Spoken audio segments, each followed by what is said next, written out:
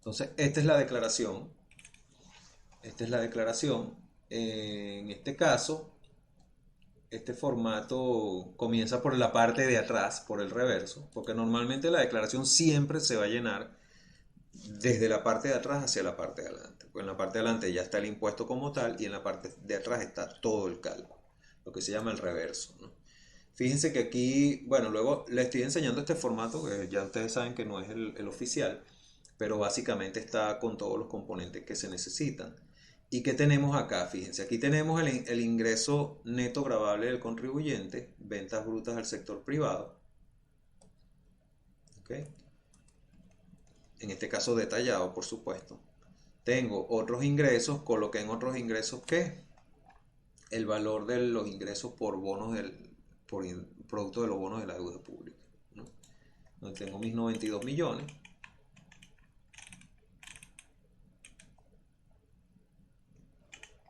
Aquí tengo que colocar el costo del vehículo, vamos a colocarlo en otros costos de venta.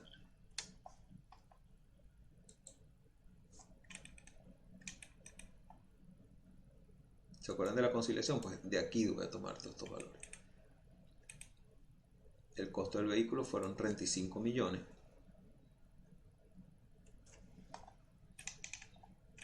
Aquí en los ingresos de ventas del sector, vamos a volverlo a copiar porque este ejercicio yo no lo he terminado de realizar. Ok, ventas al sector público, pues tengo los honorarios profesionales y en otros ingresos, bueno, aquí pudiéramos colocar también la venta, aquí pudiéramos colocar la venta del vehículo.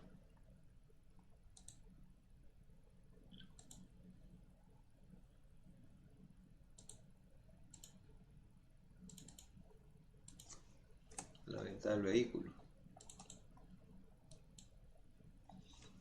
Estos formatos es importante conocerlos, pero también es verdad que cambian cada cierto tiempo.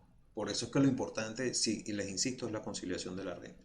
Luego los formatos cambian y eso es carpintería realmente.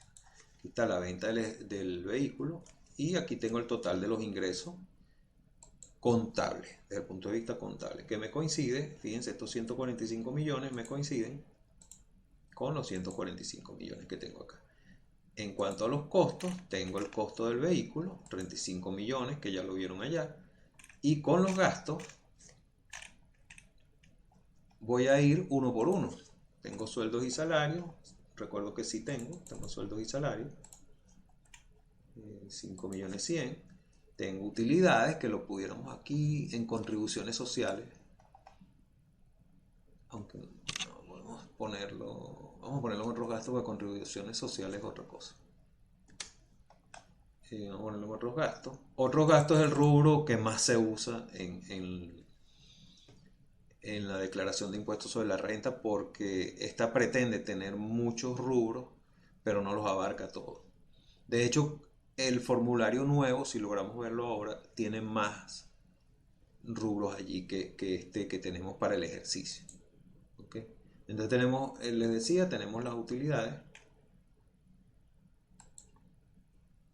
el alquiler de oficina y depreciación de activos fijos. ¿Ok?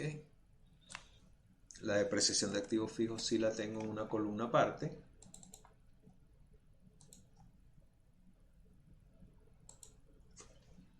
Y me faltaría, me faltan los honorarios del contador y el alquiler de la oficina.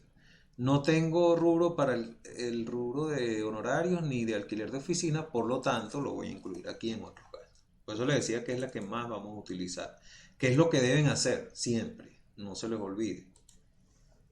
Todo lo que está en esa cuenta de otros gastos, ustedes deben hacer un anexo para explicarle a la administración tributaria y que queden los papeles de trabajo cómo los agruparon. ¿Okay?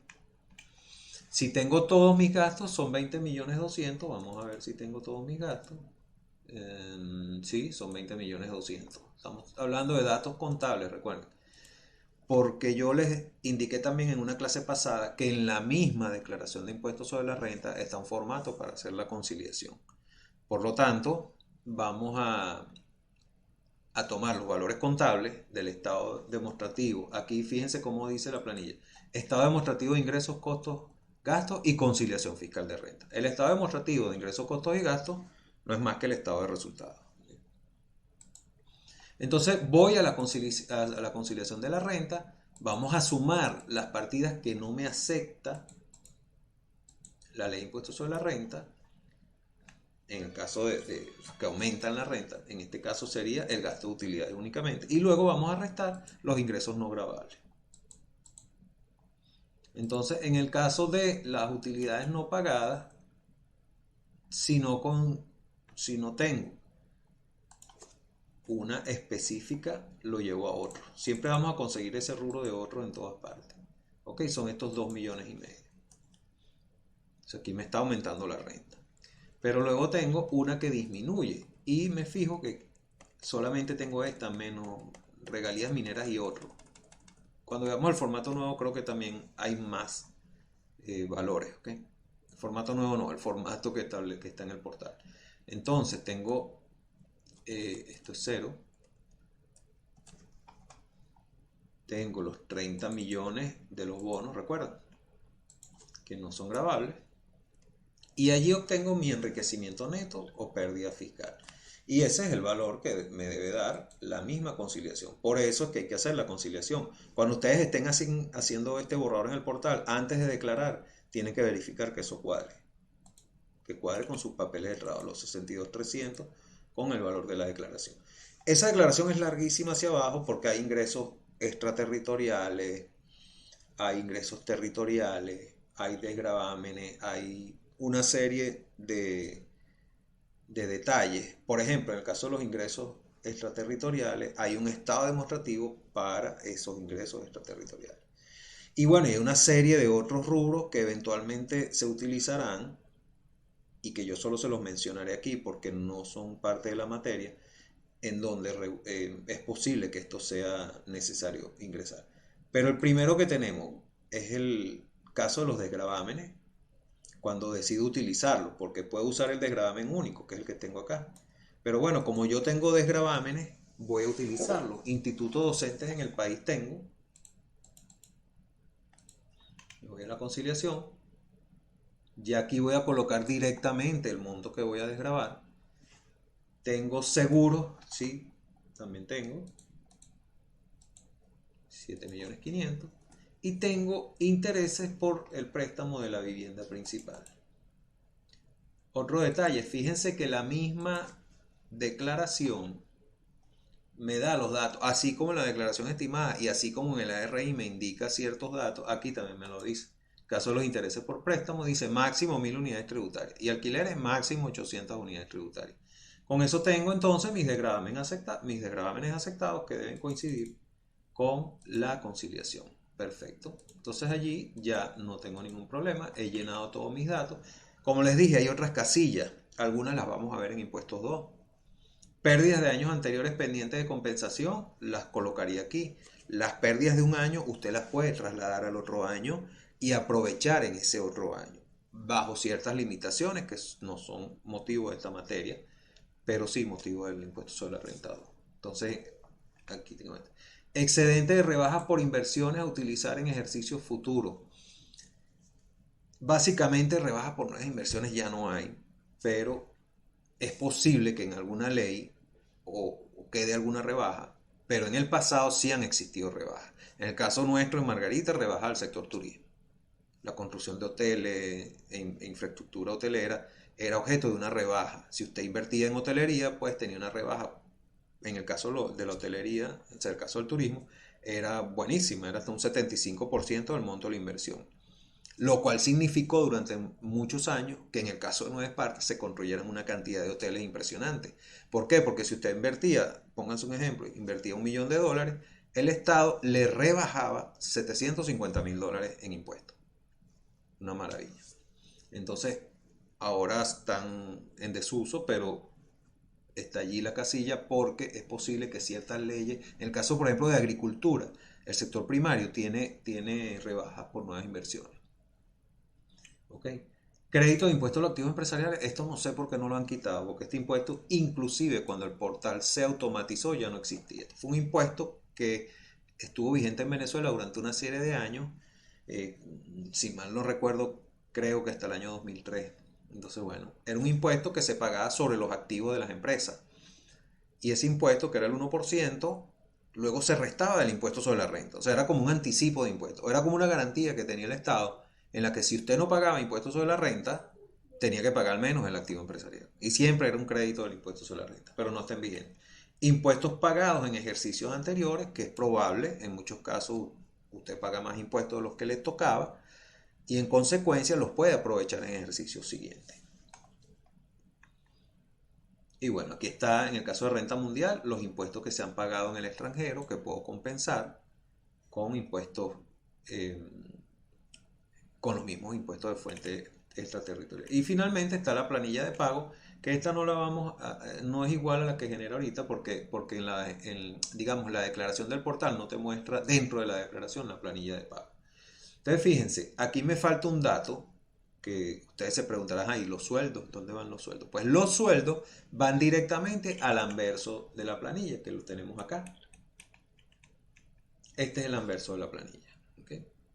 Aquí vamos a colocar los datos del contribuyente, fecha del ejercicio, desde hasta, domicilio fiscal, si tiene representante legal, lo coloco acá. Y aquí la planilla me está trayendo el enriquecimiento neto del reverso, así como los desgravables. ¿Qué falta? Los sueldos, salarios y demás similares, que yo las voy a colocar directamente en el anverso de la planilla y que lo tengo también en los datos. Ah, bueno, lo tengo acá también en los cálculos. 42 millones. Entonces mi enriquecimiento neto, si está bien calculado allá, va a ser 82 millones 900. Y efectivamente es este. Y bueno, y si la fórmula que hice antes está bien, pues esto me debe coincidir con 26 millones 873 500. 26 millones 873 500 antes de rebaja.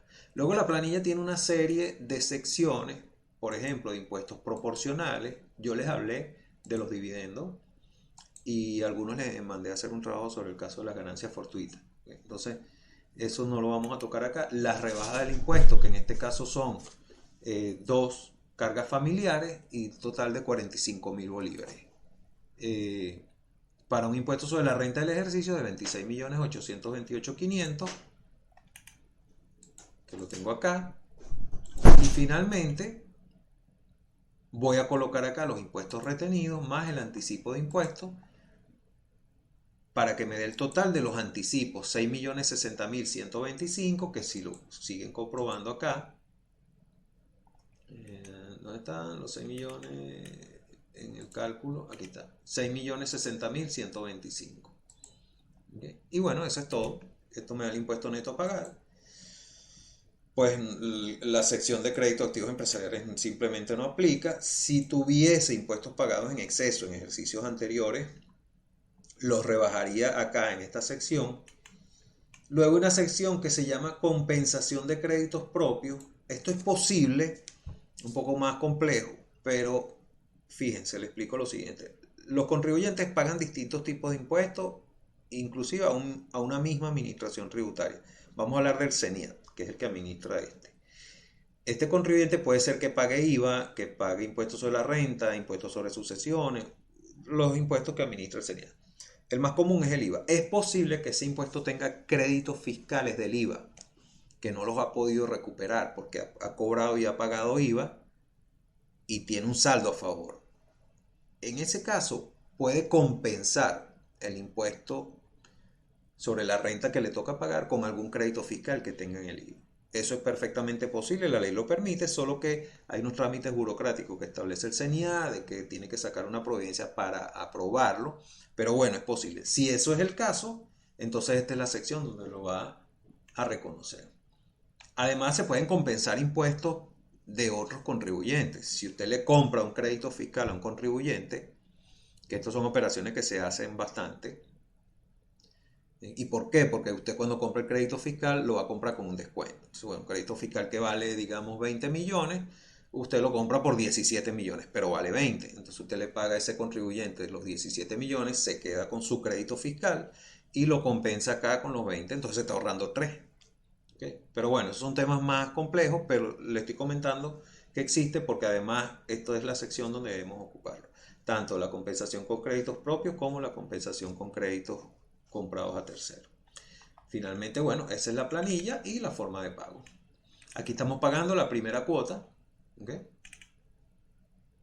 Esto sale directamente todo por el portal, no lo tenemos que llenar nosotros, simplemente imprimir y pagar, bien sea vía electrónica o en una oficina bancaria. Con eso terminamos entonces la determinación del impuesto sobre la renta y sobre este valor, sobre esto que vimos hoy, digamos un ejercicio integral, es que vamos a hacer el caso práctico.